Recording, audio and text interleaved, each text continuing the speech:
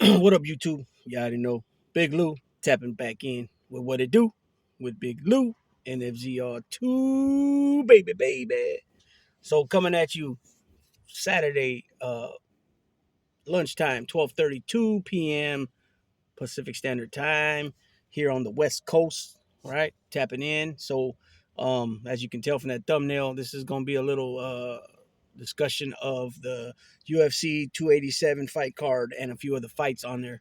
Um, from my understanding, this is the first time they've been back to Miami, Florida in 20 years, and how better than to have Mr. 305 himself, the BMF champ, Jorge Masvidal, aka what is he known as? uh,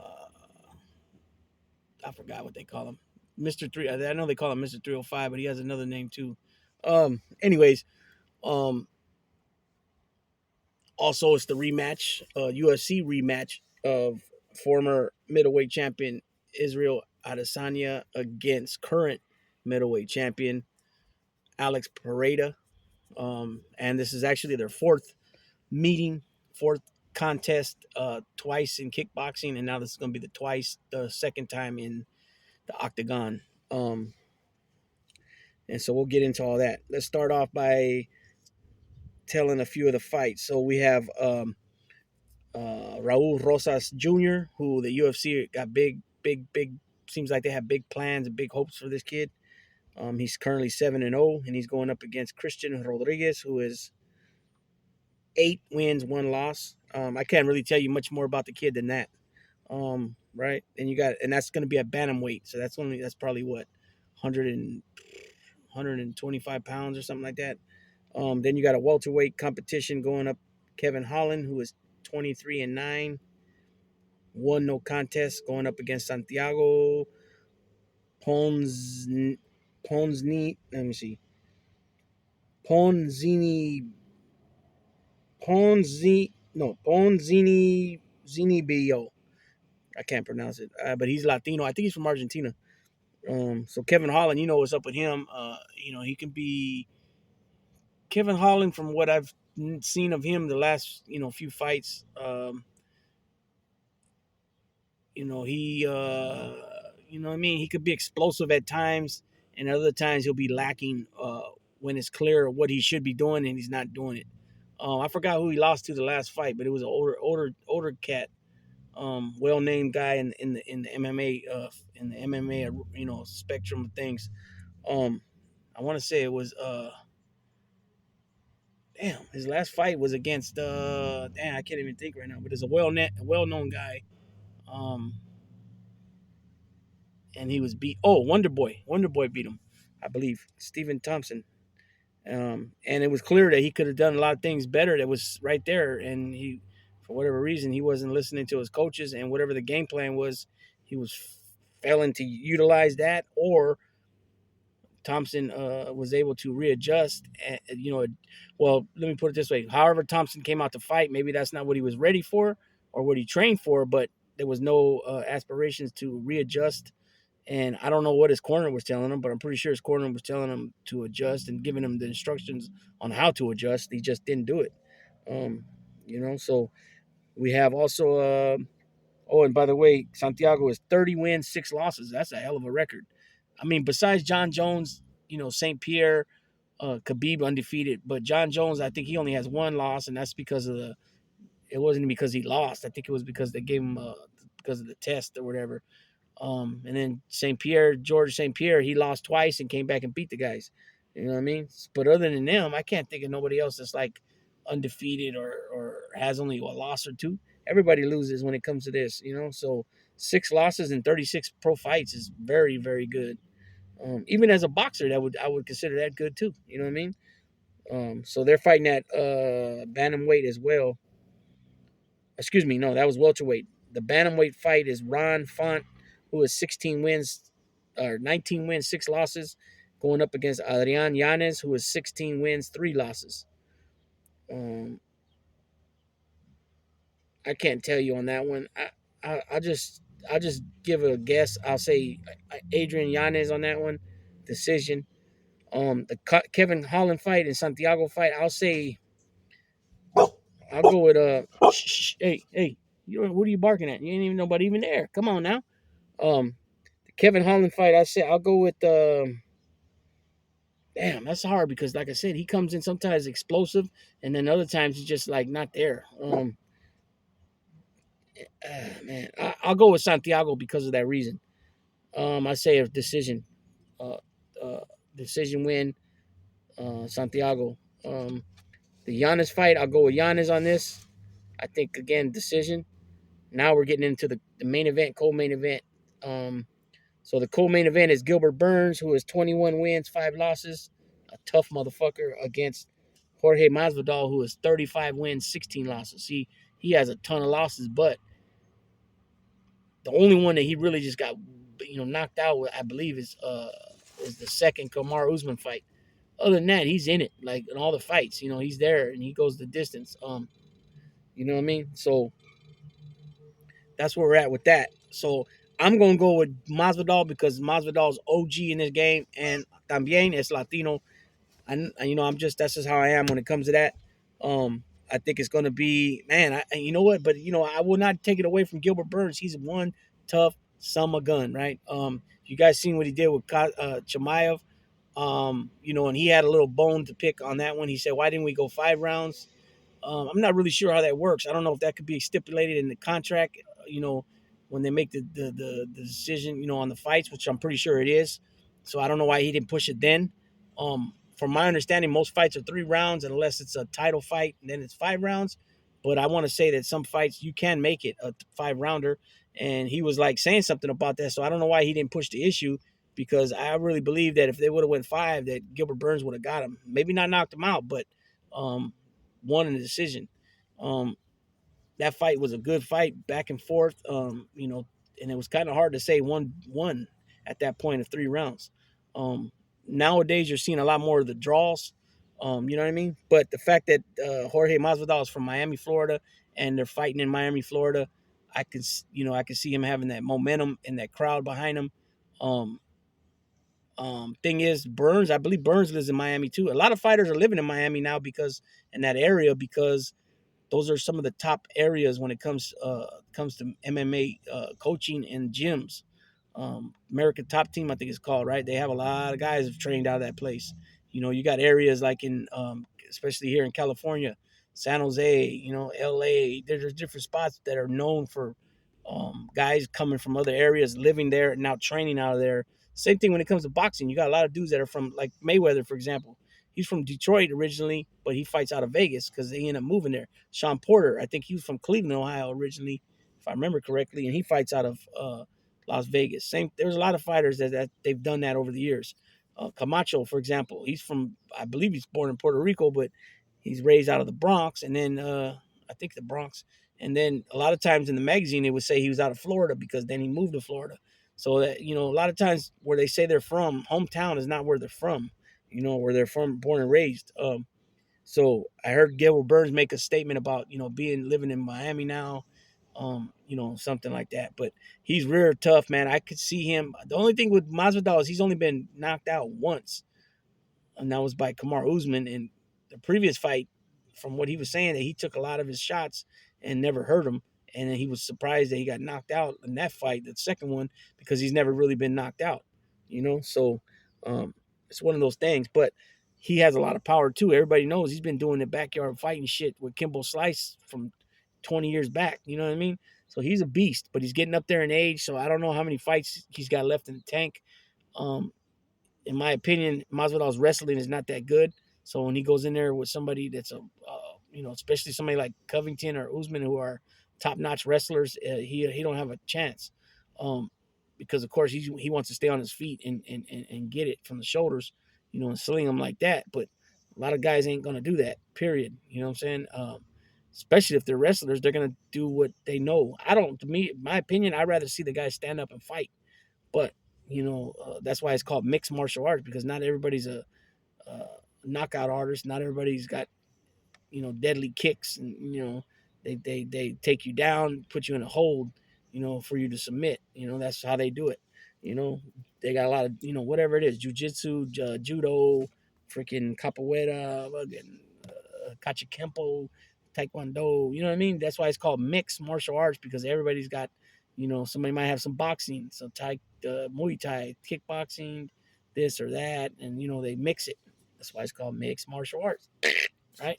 So just because we want to see a certain thing doesn't mean we're going to get that mix of things, right? So if George stays on his feet, if he's able to stay on his feet and sling them from the shoulders, just go toe to toe, I could see him, knocking a lot of guys out. But then again, on the other hand, Gilbert Burns punches pretty hard for a little dude, and he takes care of business too. So, I'm solely going on the fact that Masvidal is an OG in the game, and I always back the OGs up. That's if you guys watched any of the older videos I do, if it's Nate Diaz or Glover Teixeira, whoever it is, I go with the older guy. You know what I'm saying? Um, and so again, in this case, I'm going to go with Masvidal again, but I can see it going both ways. You know what I mean? I don't know how many fights Masvidal has, but I heard Dana White say that they were able to come up with when his last contract was up, they were able to come up with a good deal where he said that Jorge would be retiring with the UFC. So that's good, to put yourself in a position of stability, to try to set you and your kids and grandkids up for the future. Obviously, property realty, has to be, I would believe, has to be involved in order for yourself to set yourself up. You know, because no matter what, property for the most part doesn't go down. It's not so much the property, it's the land. What I mean, stocks and bonds, you can, I'm not sure how that all that works, but I know stocks, they can be hot one minute and the next day you can lose a ton of money on it. I know that.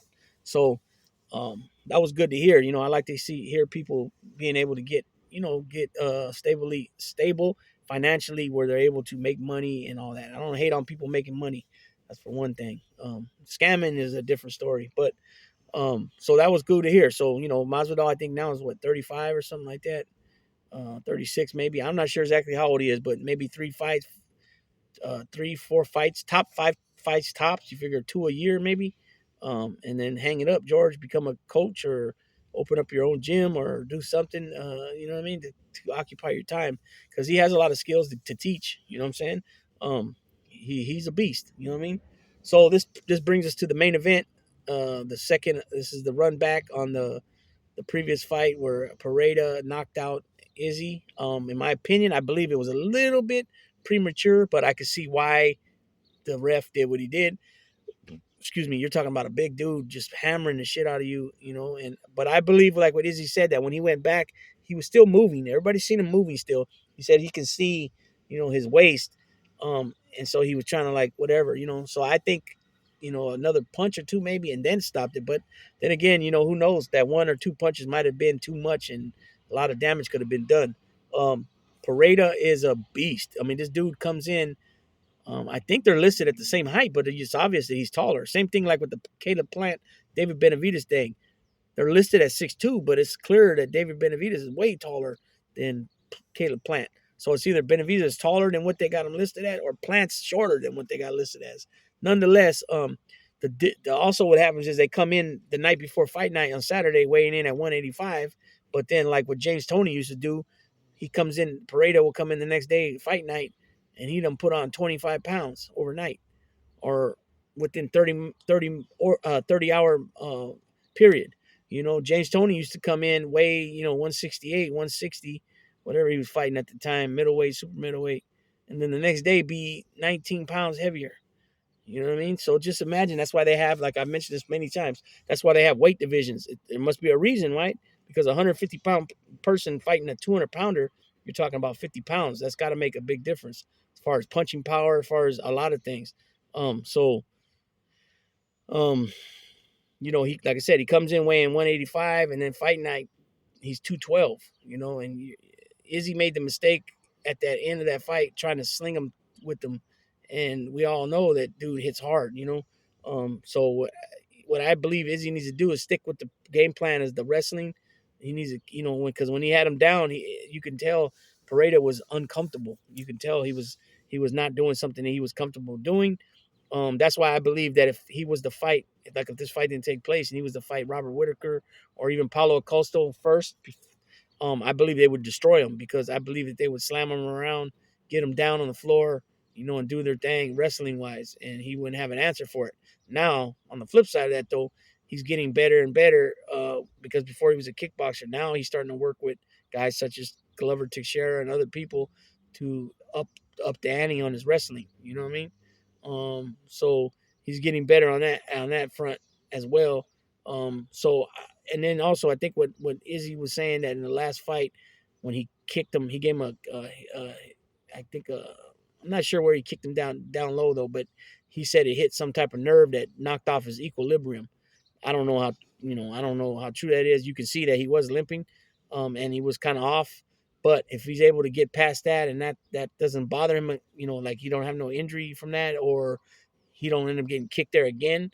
If he could stick to what he was doing at the beginning of that fight, the last fight with them two, he was manhandling him, slamming him around, and I think that's how he's gonna beat him. He's not gonna beat him standing up with him, from the boxing position. What they call that, striking position, I think it's called. He's not gonna get nowhere. Adesanya's gonna, I mean not Adesanya. Paredes gonna destroy him and probably knock him out again because he's already knocked him out twice out of three times. So he's got his number when it comes to that. But he Adesanya rocked him the last fight too, big time. And if it wasn't for that bell saved him because if he would have had another 10 seconds, he probably would have knocked him out. Definitely dropped him. Maybe knocked him out, maybe not. Maybe he was able to get to his feet. But he was, but, there goes the butt again. He definitely rocked the shit out of him, man. So, I'm still going with Izzy, but I think Izzy can get it done. I mean, he showed that he can get it done. He didn't show he can get it done because he ain't got it done with him yet. But what I meant with that was he showed that he can almost get it done, rocking him and then manhandling him the way he was doing on the ground. He just got to do it for the longevity, of the fight. You can't just do it 2 rounds, be in total control for 2-3 rounds, and then think, oh, okay, I got to lead. And then what happens? Boop, mimis. You know what I mean? So it's just a little something, something. I might drop I got another video. I don't know, peoples. I might be dropping another one. I apologize. I haven't been making videos. I haven't been feeling it lately. I just ain't been. I've been in a little, I don't know, little rut or something. I don't know how to explain it, but I ain't been feeling it, and that's not nobody's fault. You know what I mean? I need to keep it pushing. The channel's still growing. You know what I mean? Everything's on the up, the plus mark. It does hurt though when you don't drop something for a few days. You can see the decline in the numbers as far as because everything's based on a 28-day period. And they'll tell you your views, your watch hours, your subscribers. And I could see that with the passing of these 4 or 5 days, whatever it's been since I dropped the video. I mean, I did a live yesterday, but I honestly forced myself to do it. As you guys seen, I didn't have the camera on. And so anyways, I could see the decline on the watch hours and the what is that? Not the watch hours, but the views. There you go. The views and yeah, the views, the watch hours, and the subscribers. I mean, they're all still on the plus side, but I'm saying compared to what it read 5 days ago, you're talking like 77,000 views to now being 69,000 views. Because like I said, everything's based off the 28 days, the analytics. So if you got if they're looking at the last 28 days, and you had, for example, 78,000 views with 650 watch hours and 220 subscribers, and now 5-6 days you haven't dropped nothing, it's gonna read, instead of 78,000 views, it'll say like 70,000 views, and instead of 625 watch hours, it's gonna now be like 575 or something like that. And then instead of being 220 subs, now it's gonna be like 206 or something like that. Because like I said, everything's based off the 28 days. So hopefully I can do the hat trick here and drop another one. I just got done washing clothes on my work stuff. So hopefully I can drop another one here. I'm not sure yet what I'm gonna do it on. I got a couple ideas. Either I'm gonna do it on cellies, when you have bad cellies, or I don't know yet. We'll see. I got a lot of different ones in my head. I might just drop this one and drop that one tomorrow. I might be going to a meet and greet with the Bullies, XL Bullies. It's a little ways, but I'm trying to see if I might go to that. If I do, I'll drop some content from that. So with that being said, Big Lou tapping on out, as well as where they at? Oh, can't see him. Chat, chat, chat, chat. Say hi. Daisy, Daisy, Daisy. Yeah, they're being lazy. Anyways, yeah, I washed the car seat, their car seat back there. Not the car seat, excuse me. The seat cover. I just washed it, came out good. All the hair came off. You know what I mean? Oh, no, you want to get up? Where you at? She just moved her head. All right, peoples, tapping out. Oh, enjoy your Easter weekend if I don't come back in.